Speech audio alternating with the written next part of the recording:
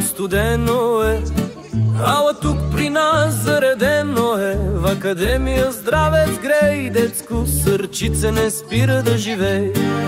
Малки рицари с големи сърца тичат бодро, нищо че е зима. Студ изкреш, любовта към конете е като свеж дъждец. Сресват гриви, лъскат кози на гладка. Всяко конче тук е като родна майка.